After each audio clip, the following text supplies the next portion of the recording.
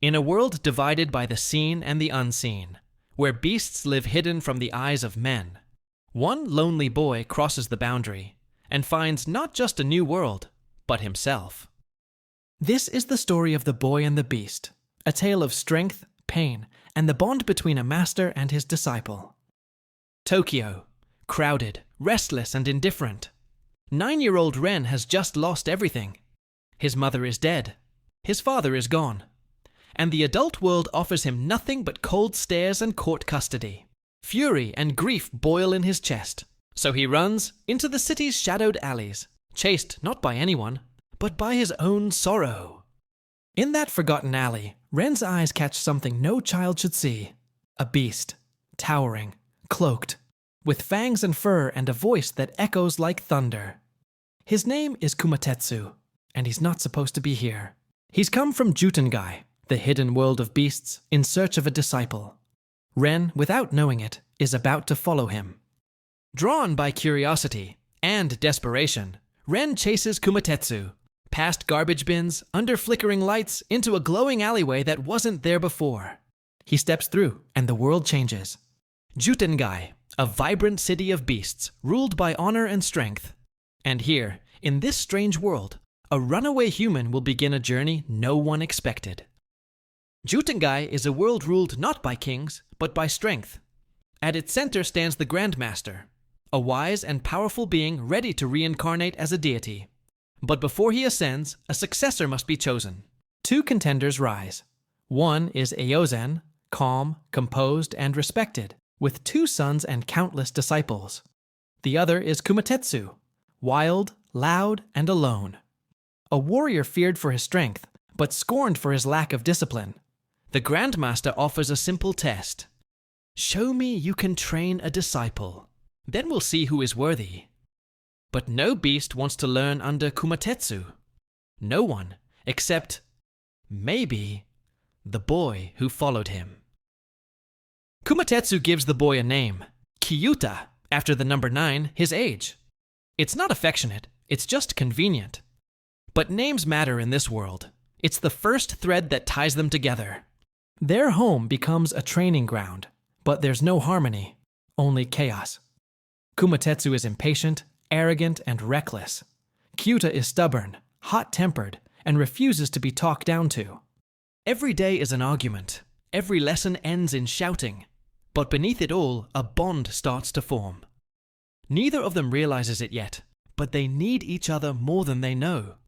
Kyuta begins to learn, not through words, but by watching. He imitates Kumatetsu's movements, studies his stance, and absorbs his rhythm. Slowly, clumsily, he grows stronger. Kumatetsu, too, begins to change. He complains less, trains harder, because for the first time in his life, someone is watching. And that someone believes in him, even if neither of them says it out loud. The disciple gives the master purpose, and the master gives the disciple strength. Time passes. The boy becomes a young man, his body stronger, his skills sharper, but his heart still divided. Kyuta has grown into a true warrior, yet the human world still calls to him. Memories of his past, questions about who he is, where he came from, and what he left behind. In JUTENGAI, he found strength, but in the world of humans, he might find something else. Identity. Now a teenager, Kyuta stumbles upon a familiar place in JUTENGAI, a path that leads back to the human world. Curiosity and a lingering emptiness pull him through. Tokyo hasn't changed, but he has. He re-enters unnoticed, no longer the angry child who once ran. He walks the same streets, alone again, but different. There he meets Kaide, a kind and intelligent girl who sees past his rough edges. She introduces him to books, ideas, and the world of knowledge he never had access to. With her help, Kyuta begins studying for entrance exams, slowly bridging the gap between his 2 lives. But duality has a cost. He now lives between 2 worlds, one of beasts and strength, and another of humans and reason. And in that gap, something dark begins to stir. While Kyuta finds purpose in both worlds, a shadow grows in JUTENGAI. ICHIRŌHIKO, Eozen's adopted son, has always been calm and reserved. But now something within him is unraveling. He watches Kyuta with suspicion. Beneath his polite smile, jealousy and fear twist inside him. And when his latent power finally awakens, it isn't like the beasts. It's unnatural, destructive, human. ICHIROHIKO discovers the truth. He too is human. Raised in Jutengai, told he was a beast. The revelation shatters him. Unlike Kyuta, who found identity in both worlds, ICHIROHIKO is consumed by hatred. He lashes out, psychic powers erupting, unseen and uncontrollable. His darkness becomes a literal force, an invisible void that tears through reality. Kumatetsu is nearly killed in a sudden attack. Jutengai reels, and Kyuta realizes the danger isn't just to beasts or humans, but to both. The peace of Jutengai is broken. ICHIROHIKO's power, wild and unseen, becomes a threat to both worlds. The Grandmaster's succession must proceed, but the beast world is in fear. Despite his injuries, Kumatetsu insists on fighting.